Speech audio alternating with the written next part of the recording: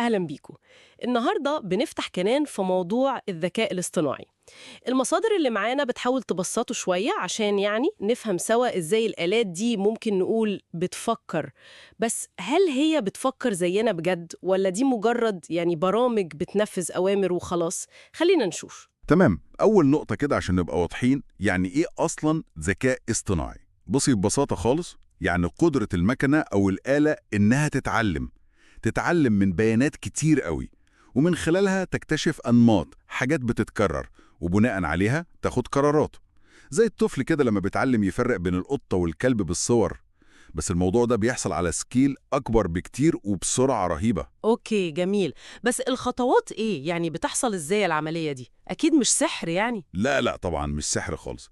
الموضوع كله زي ما قلنا بيبدأ بالداتا، البيانات، كميات مهولة منها. ناخد مثال أوضح شوية من القطط والكلاب. خلينا في أنظمة كشف الاحتيال بتاعت البنوك دي. النظام ده بتجيله ملايين العمليات كل يوم، عمليات سليمة وعمليات تانية كانت احتيالية واتكشفت.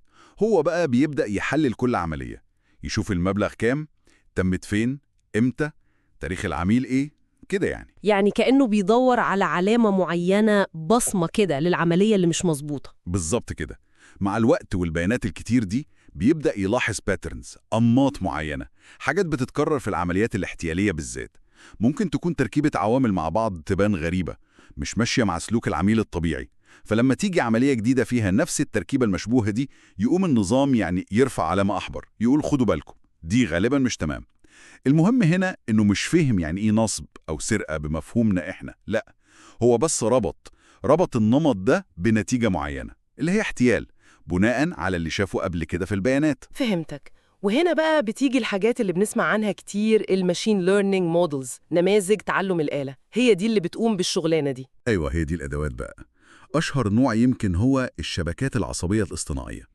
دي تصميمها متاخد أصلاً مستوحى من طريقة شغل خلايا مخنا. تخيليها شبكة، نقط كتير متوصلة ببعض، كل نقطة تاخد معلومة، تعمل عليها حسبة بسيطة وتبعتها للي بعدها، وهكذا لحد ما نوصل في الآخر للنتيجة. وقوة التوصيلات دي بتتغير مع التعلم عشان تظبط النتيجة. زي مخ الديجيتال كده، بيجرب ويغلط ويتعلم لحد ما يلاقي أحسن طريقة توصل للنتيجة المطلوبة. طب والمثال بتاع يوتيوب واقتراحاته ده نفس الفكرة؟ بالظبط. يوتيوب ده مثال فظيع الحقيقة. كل فيديو بنشوفه، كل لايك، حتى لو وقفت ثانيتين زيادة على فيديو، كل ده بيتحسب داتا. النظام بيحلل سلوكك وسلوك ملايين غيرك، ويدور على الأنماط، اللي هو الناس اللي عجبهم فيديو سين غالبا بيعجبهم فيديو صاد وعين.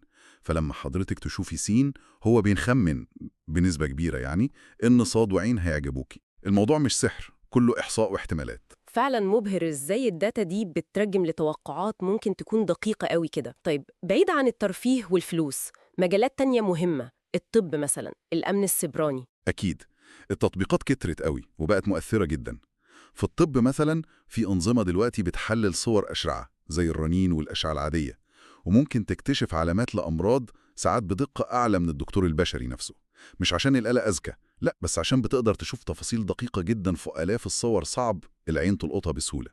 وفي الأمن السيبراني نفس الكلام، تحليل سلوك الشبكات واكتشاف أي محاولة اختراق بيبقى أسرع بكتير. حتى تنظيم المرور في المدن الكبيرة، تحليل بيانات الحركة لحظة بلحظة، بيساعد يظبطوا الإشارات ويقللوا الزحمة شوية. هو فعلا ما بقاش مجرد حاجة للمستقبل أو رفاهية، ده دخل خلاص في تفاصيل يومنا. بالظبط. الخلاصة إن الذكاء الاصطناعي بشكله اللي نعرفه دلوقتي هو مش كائن واعي عنده مشاعر وأفكار زينا. هو أداة تحليل قوية جدا، قوتها كلها جاية من معالجة البيانات واكتشاف الأنماط اللي فيها. فهمنا بيشتغل إزاي ده مهم عشان نعرف نستفيد منه صح، ونتجنب مخاطره لو اتصمم غلط أو استخدمناه بشكل مش سليم. بأن الذكاء الاصطناعي ده بيتعلم من بصمتنا الرقمية، من كل حاجة بنعملها أونلاين، يا ترى هو بيتعلم عننا إيه دلوقتي؟ أنماط شكلها إيه عن مجتمعاتنا وأفرادنا ممكن نكون مش واخدين بالنا منها خالص؟ وإزاي الأنماط دي ممكن توجه قرارات الأنظمة اللي بنعتمد عليها أكتر وأكتر في المستقبل؟ سؤال مهم.